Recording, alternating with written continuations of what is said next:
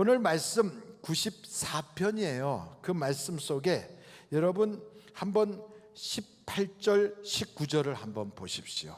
여호와여 나의 발이 미끄러진다고 말할 때 주의 인자하심이 나를 붙으셨사오며 내 속에 근심이 많을 때 주의 위안이 내 영혼을 즐겁게 하시나이다. 그러니까 우리 인생을 살다가 미끄러질 때도 있고 근심이 많을 때도 있다고요. 근데 오늘은 내 속에 근심이 많을 때 이때 어떻게 해야 될 것인가 하는 말씀으로 여러분과 은혜를 나누려고 해요. 특별히 오늘 말씀은 저는 세 가지로 이렇게 말씀을 드리는데, 그 첫째는 말씀을 쫓아가야지 내 생각을 따라가면 안 된다. 말씀이 우리의 인도자가 되신다. 이것을 꼭 기억해야 된다는 것을 전하고 싶고요. 두 번째는 어떤 어려움과 문제가 있어도 우리 하나님은 해결의 능력이 있으시다. 이 말씀이고, 마지막 세 번째는 그 능력의 하나님이 우리를 사랑하신다. 그러므로 그 하나님의 사랑을 받아 오늘 여러분들이 다 기적의 주인공이 되시기를 간절히 바랍니다. 저는 이번에 일본 도쿄 2020년 올림픽을 보면서 많은 것을 깨닫게 됐어요. 여러분, 일본 동경 올림픽을 보시면서 무슨 생각을 했어요?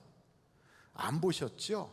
저는 TV로 본 것보다는 대부분은 결과를 이렇게 보거나 소식을 듣고 이렇게 했는데, 그러면서도 마음속으로는 일본에 대한 고운 마음이 없어서 하여간 올림픽 하다가 빚도 많이 지고 그리고 메달도 한 개도 따지 말고 하여간 폭망해라, 이렇게 제가 생각을 했어요. 도쿄올림픽을 보면서 저는 폭망하라 이런 생각을 하게 된 이유가 있어요.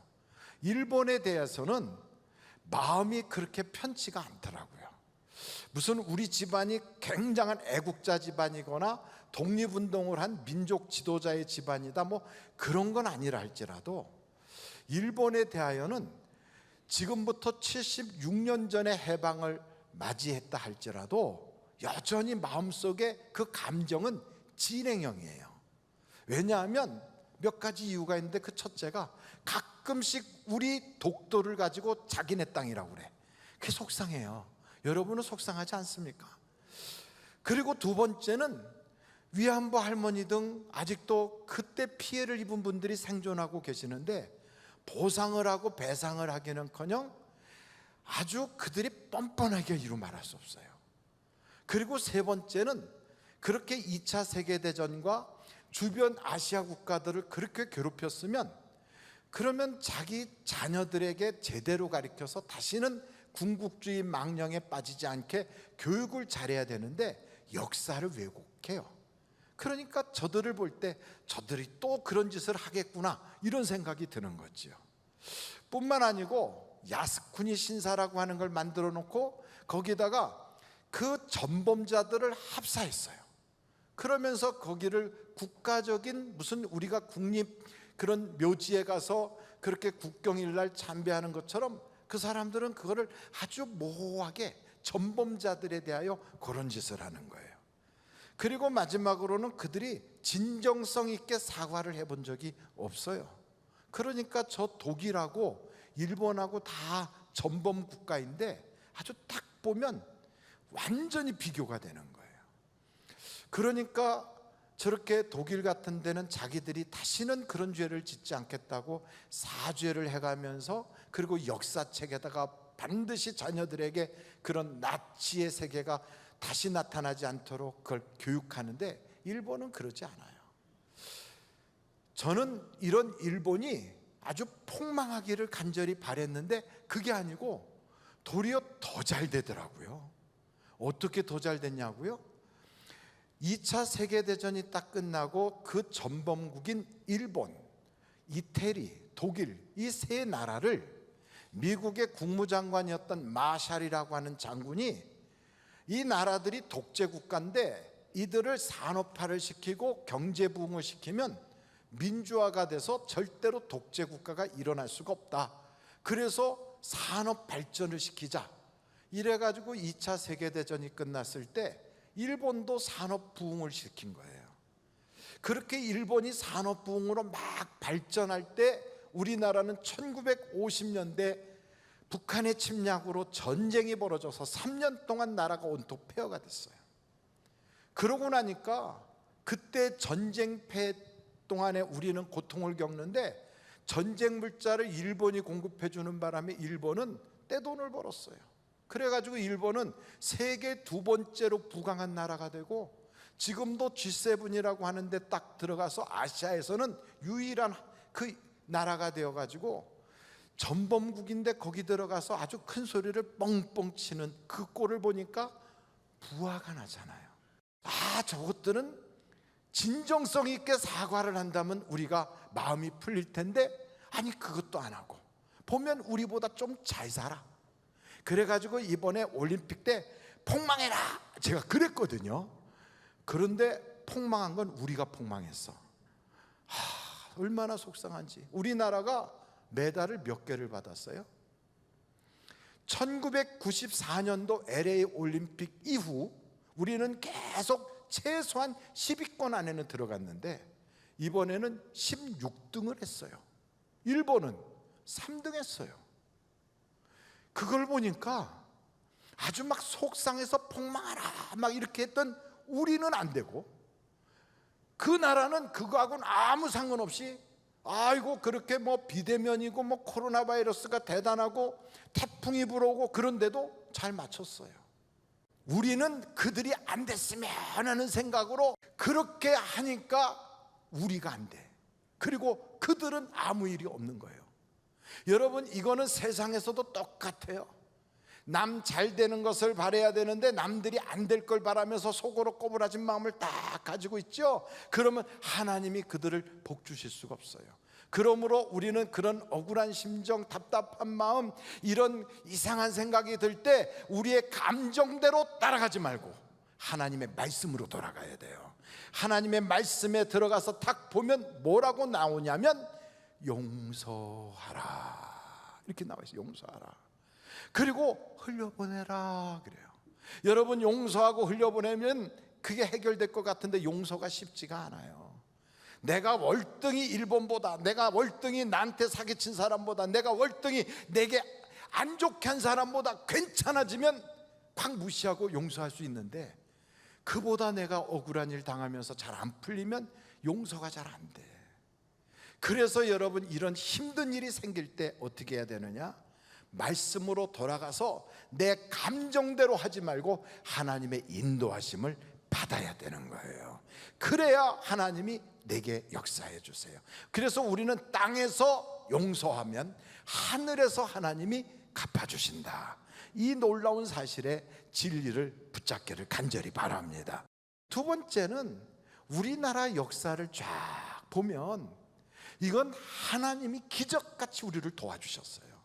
여러분 만약에 일본이란 나라가 우리나라를 이렇게 식민지로 만들어서 가지고 있을 때 그 일본이 미국하고 전쟁을 하지 않았다면 우린 지금도 일본의 그 압제 속에 있을지도 몰라요. 그런데 일본이 미국하고 전쟁을 한 거예요. 센 미국하고 전쟁을 하다가 완전히 그냥 박살이 났죠. 8월 3일 날 미국이 연합군이 일본을 향하여 무조건 항복해라 그랬더니 안 한다. 그러니까 히로시마에다가 8월 6일 날 원자탄을 펑 하고 터뜨렸어요. 그래도 독종 같아서 버텨. 그러니까 나가사키에다가 8월 9일 날 원자탄을 또 한 방 펑 하고 떨어뜨렸어요. 그러니까 그제서 8월 15일 날 항복 이렇게 된 거예요. 또 떨어뜨릴까 봐 무서워서. 그 바람에 우리나라가 일본으로부터 이렇게 해방되게 된 거예요. 여러분 그러나 이것은 우리가 아무것도 안 했다고 해방된 게 아니고 우리나라의 애국지사들이 독립운동을 하니까 연합군들이 볼 때 세계 열방의 나라들이 볼 때 대한민국과 일본은 같은 나라가 아니구나, 대한민국은 대한민국이고 일본은 일본이구나 해가지고 일본이 콱 망할 때 우리를 일본에서 콱 찢어서 우리나라가 독립되게 되고 해방하게 된 거예요. 그리고 우리나라가 해방이 딱 됐을 때 여러분 대한민국이 해방됐을 때 우리나라에는 자유민주주의 체제로 나라가 세워져야 된다는 사람들하고 사회주의 공산주의 체제로 나라가 세워져야 된다는 사람들하고 좌우 갈등이 어마어마하게 심했어요. 그런데 그때 대한민국 이 땅에서 공산주의 사회주의로 나라를 세우면 좋겠다라고 하는 그런 생각을 가지고 있는 국민이 75%였어요. 75%. 여러분, 4명 중에 3명은 공산주의 사회주의로 이 나라를 만들어야 된다고 봤어요. 4명 중에 3명이. 자유민주주의 체제로 세워야 된다는 사람은 4명 중에 1명이에요. 그런데 이렇게 4명 중에 3명이 다 공산주의가 좋다고 막 그쪽으로 몰고 가는데, 왜? 나라에서 소작인들이 많은데 땅 그냥 준대지, 그리고 뭐 부자 거 뺏어 갖고 다 나눠준대지. 그러니까 다들 그게 좋다는 거예요. 양반 다 없애버리고. 그러니까 그게 좋다고 막 이러는 판인데, 자유민주주의 체제 이승만과 당시에 남노당의 박헌영이 경쟁을 하는데, 그때 선거를 했다면 대한민국 초대 대통령은 박헌영이가 됐어요. 그런데 하나님이 도와주셔서, 이때 아멘 해야 돼요. 아멘. 하나님이 도와주셔서 이 박헌영이와 남노당들이, 야, 이 사람들이 뭘 했냐면, 당시에 공산당 그 남노당 조직이 100만 명이 거기에 가입이 돼 있었는데, 이 사람들 조직원들을 움직이려니까 돈이 필요한데 돈이 없으니까 위조 지폐를 막 찍어냈어요. 야, 이게 조선 정판사 사건이라고 하는 위조 지폐를 찍어내가지고 그걸로 돌리는데, 미국 군정 헌병대가 그걸 들어가서 그걸 잡았어요. 공산당원들이 줄줄이 굴비 엮듯이 잡혀오는 바람에 남노당이 불법 단체로 탁 찍히면서 그 많던 공산주의자들이 지하로 싹 숨어버린 거예요. 그 바람에 박헌영이는 이북으로 도망가야 됐고, 우리나라에 있는 그런 공산주의 세력들이 괴멸되기 시작하는데, 여러분, 4명 중에 3명이 지지하는 그 많은 사람들을 4명 중에 1명이 지지하는 세력이 그걸 엎으려니까 얼마나 많은 고통이 있었겠어요. 우리나라 초창기에는 많은 어려움들과 역사적인 아픔들이 있었지만, 그럼에도 불구하고 불가능한 일을 하나님은 이루셨단 말이에요. 그때 그걸 이루지 않았다면 지금 우리는 어떻게 됐을까? 신앙의 자유가 없는 거예요. 그때 우리는 신앙의 자유로 갖게 된 거예요. 뿐만 아니고 더 큰 위기는 그 다음에 와요. 6.25 때 우리나라는 준비가 하나도 안 되는데, 북한에서는 김일성과 스탈린과 모태똥이가 준비한 군대가 적극적으로 주일날 기습남침을 해버렸거든.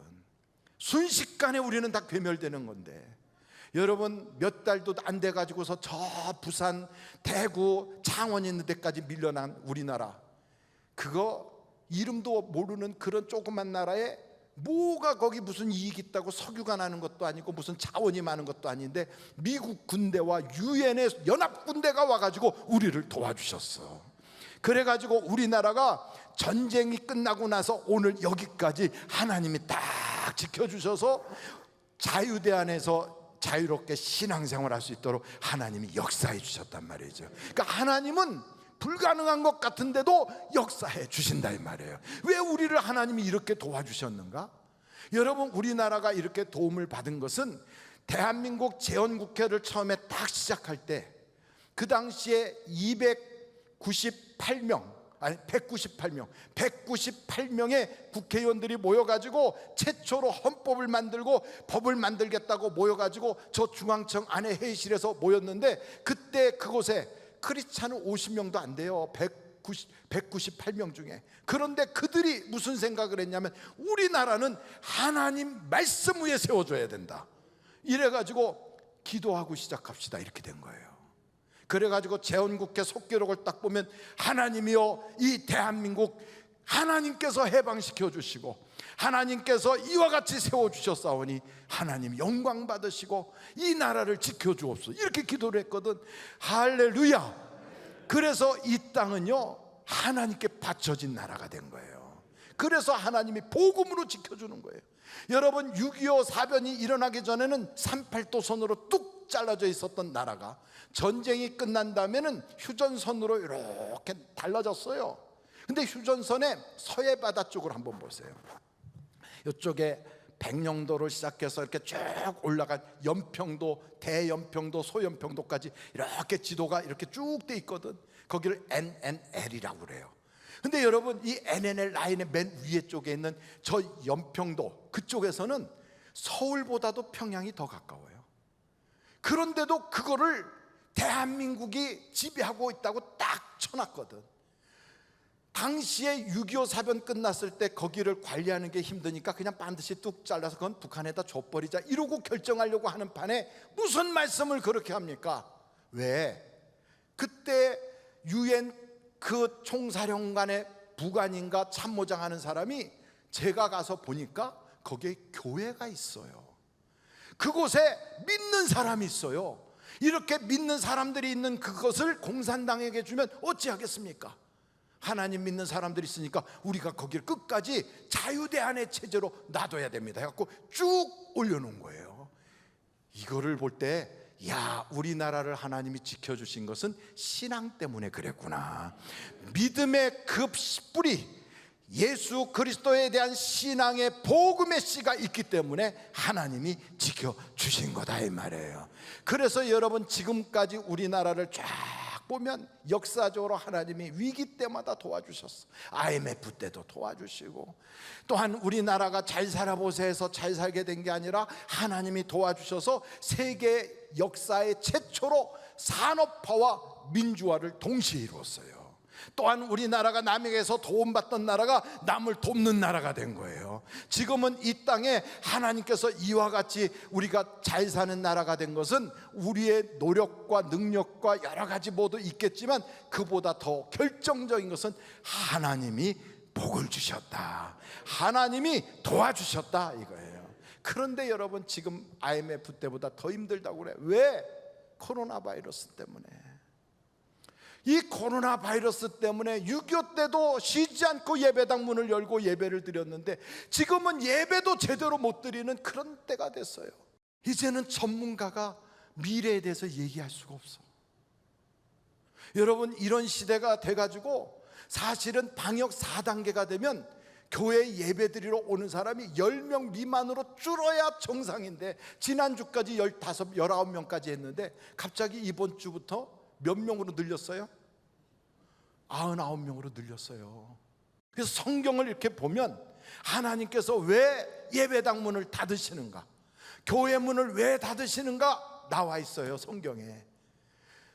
역대하를 보시면 거기에 3가지 이유가 있대요, 교회당 문을 닫는 거는. 그 첫째가 하나님의 성전이 더럽혀지면 문을 닫는다는 거예요.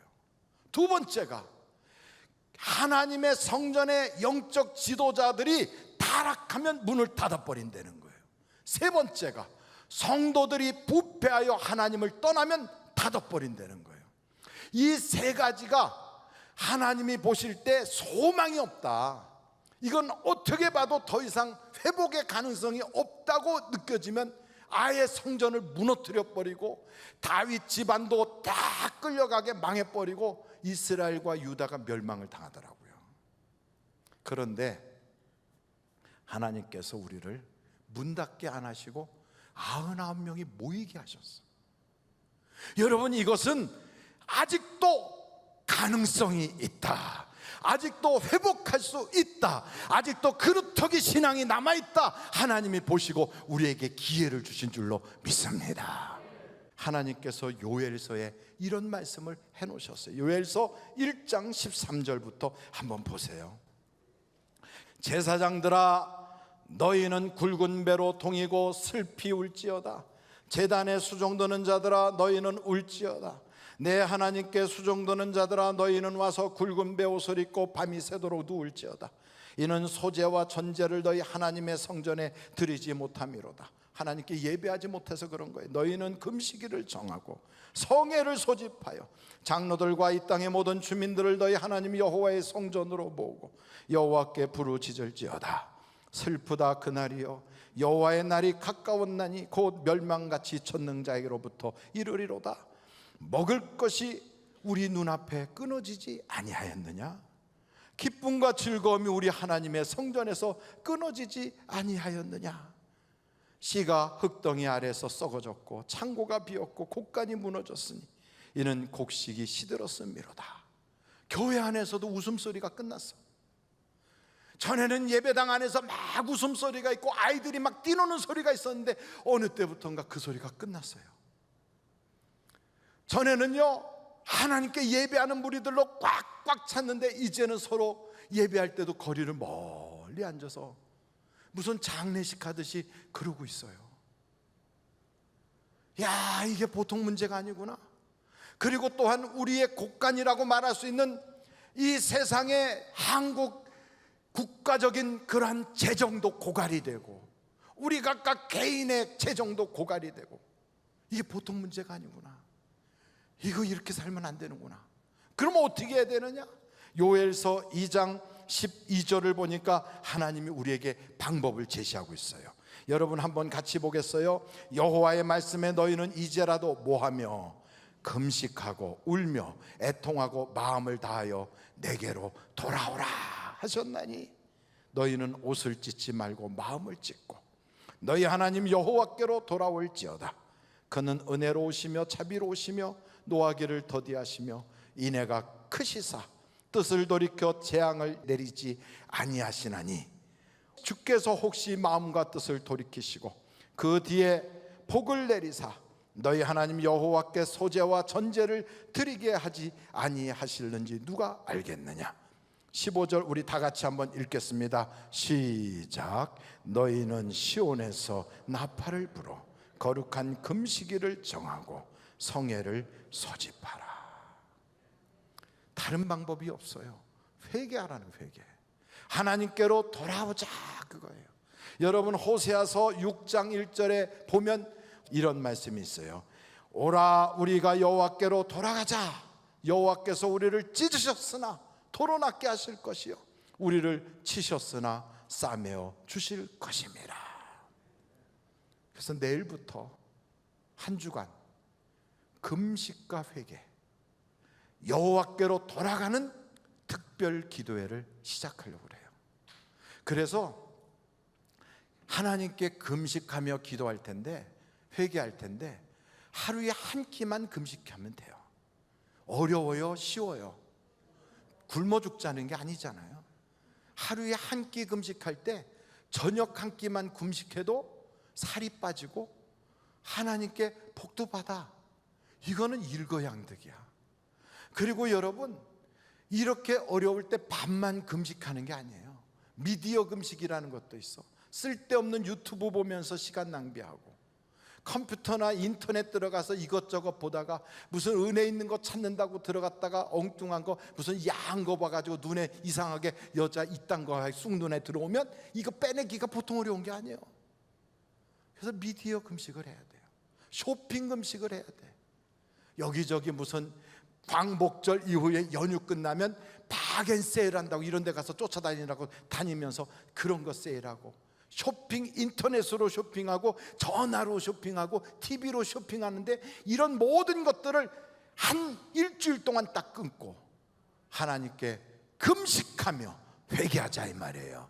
금식은 밥만 금식하는 게 아니고 쓸데없는 것 그걸 금지하는 거예요. 그걸 신앙생활에 자꾸 시간을 낭비하게 하고 우리의 마음을 분산시키고 하나님께 집중되게 하는 걸 못하게 하는 이런 모든 잡다스러운 걸 싹 내려놓고 한 주간 동안 하나님께 회개하자는 거지. 그래서 여호와께 돌아가자 이 구호를 가지고 하나님께 회개하면 하나님께서 분명히 우리 사랑하는 성도들의 질병이다 치료될 줄로 믿습니다. 하나님의 기적이 일어날 줄로 믿습니다. 경제적 어려움에서 기이한 방법으로 하나님이 건져주실 줄로 믿습니다. 내 인생의 호개가 갈라질 줄로 믿습니다. 하나님 앞에 우리가 가능성이 있는 걸 보여드려야 돼요. 하나님이 보실 때 그래 너는 구루터기구나, 그래 너는 가능성이 있구나, 그래 너는 살아나겠구나, 내가 너에게 마음을 둘 수 있겠구나, 이것을 우리가 보여드릴 때 하나님의 중심이 뜨거워지시면서 우리 교회를 도와주시고 우리 나라를 도와주시고 우리 가정을 도와주시고 천인이 넘어지고 만인이 꼬꾸라져도 하나님의 생명사계로 우리를 지켜주신다는 거죠. 아멘, 아멘, 아멘. 그러므로 여러분 자신을 보지 말고 하나님의 도움을 받아야 돼요. 하나님 도와주세요. 하나님 불쌍히 여겨주세요. 하나님 우리를 살려주세요. 이 나라를 하나님 긍휼히 여겨주세요. 우리 가정을 불쌍히 여겨주세요. 하나님께서 마음이 막 뜨거워지도록 눈물을 쏟아가며 통에 자복하여 회개하면, 여러분 회개의 영이 우리 입에 물려지기만 하면 이번에 살아나요. 분명히 살아납니다. 기적이 나타납니다. 하나님의 은혜가 우리를 통하여 강수와 같이 흘러가게 되어 있습니다. 찢으셨으나 하나님이 싸매어 주실 것이고, 넘어졌으나 일어나게 하실 것이고, 우리 하나님이 다시 부흥케 하실 걸 믿습니다.